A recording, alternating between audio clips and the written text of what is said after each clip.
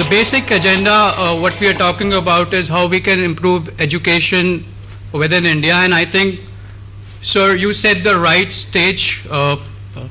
Honestly, talking about technology, how technology can improvise, as well as how technology also has a D factor that we are not even talking about human as a consideration when it's talking about technology.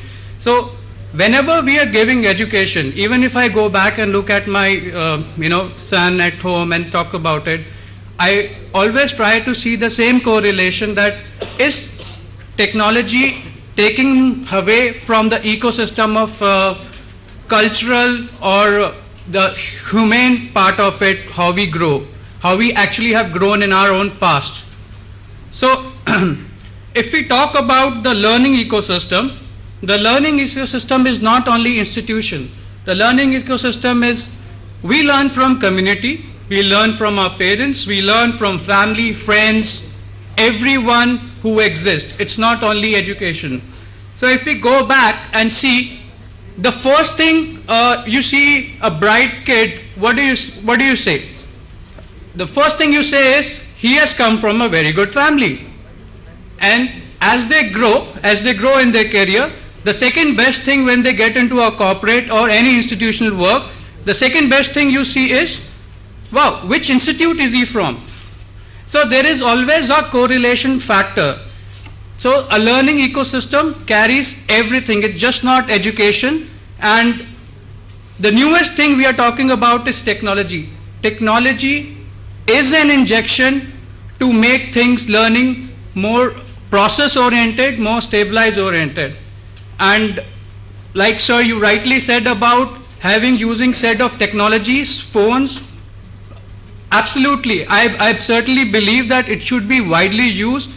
If not phone, at least some systems like iPads or Android tablets, something like that. Going back again at home, the first thing my son asks about things, I try to make sure that he studies himself. He does a Google research himself. He does Googling or he does some search format, so that he learns, he tries to think what he needs to look for and learn it. And that is where this technology injection should be delivered in any or every form of education system we are delivering.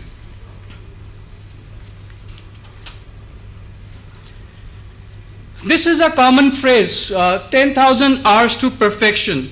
That means the learning time frame during our career from our educational systems or periods are very less. It's a very limited inventory. It's a very limited period of time.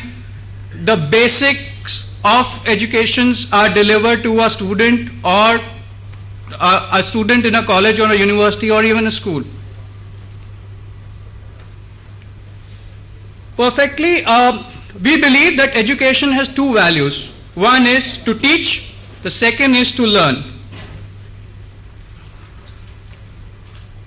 And it's again correlation. The correlation goes like this, that it's not only the teacher teaches and the student learns, it's both ways. At times you also learn from students, you adopt, like sir said. Then when he went to one of the schools and was giving classes, he learned they already knew it. So he had to learn and adapt to the situation and understand that he has to present, or his way of giving coaching has to be little different than a normal school or teaching he had been doing earlier.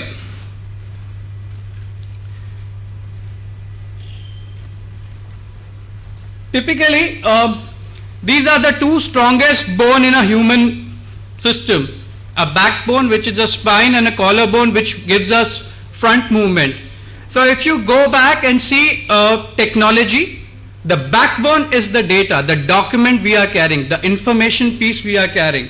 And the collarbone is somehow which is very skeptical and does not, in very limited form of systems which exist, is the front ends, the technology, the PCs, the mobiles, the laptops, which are the higher education systems or higher institutes are delivering. All the MBA institute gives one laptop free to their students. But this does not exist at very core or very niche stages of a child development.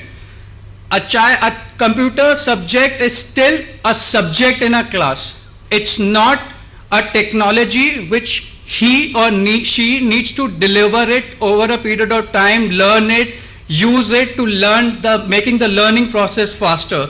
So we believe that both the things needs to be very strongly built up to have, the students, the kids and the university students to grow up faster and adopt faster in life.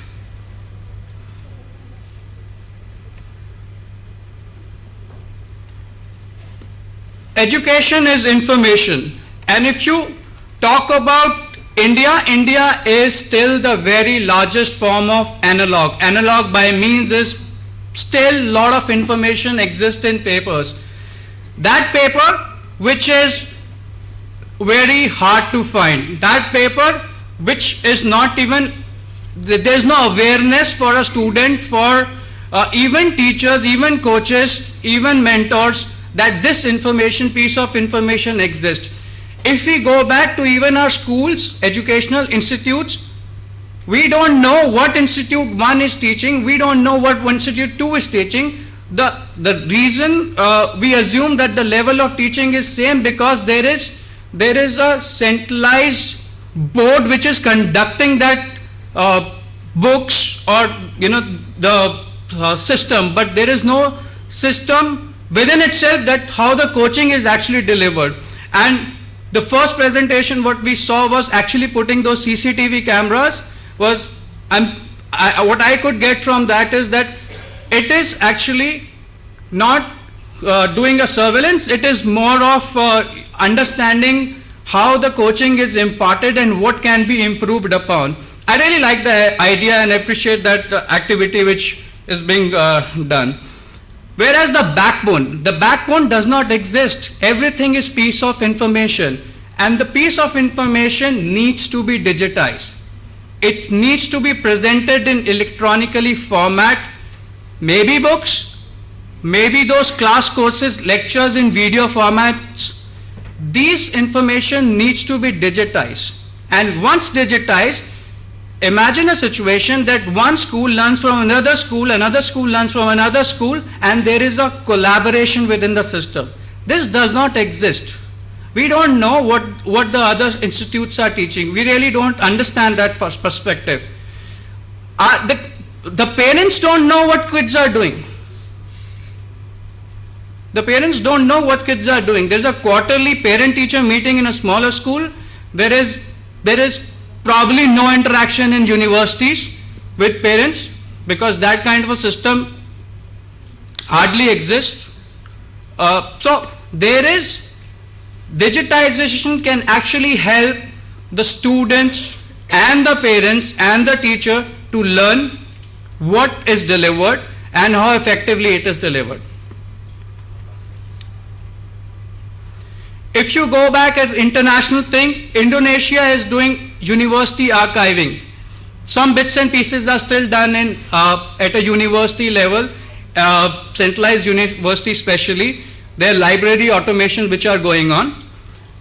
China is automating their examination centers, and Taiwan is doing college entrance examination centers.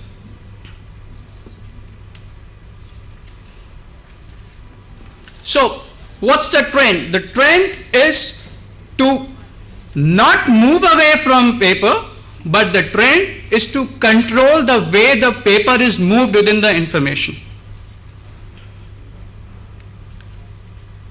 If you look at the digitization ecosystem, all the entrance exams does the similar way. There are question paper objective types, there are exams conducted, the processes and the results are optimized, and it's delivered much faster than a theoretical way. Similar sets of exams are also existing in bits and bytes in schools nowadays with respect to it, but this is just to make things little more standardized.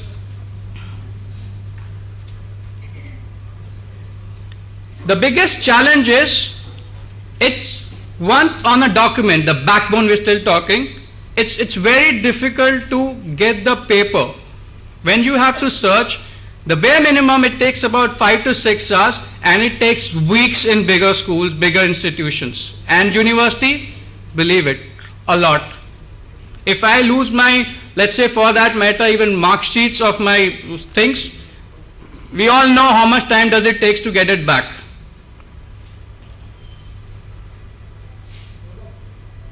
And since there is no process which exists, everyone has his own format. So even if you use a computer, you keep those files, you name those files in a form, in a way that the way you like it.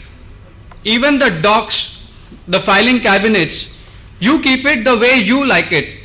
The way everyone has its own choice of naming convention.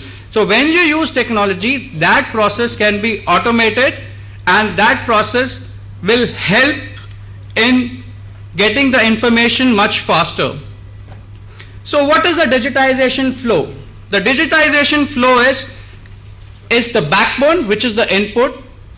We need to scan those document piece of information available in forms of hard paper, digitize them, put it and store it into a centralized repository so that everybody in the institute or colleges, even students and teachers, can learn about it.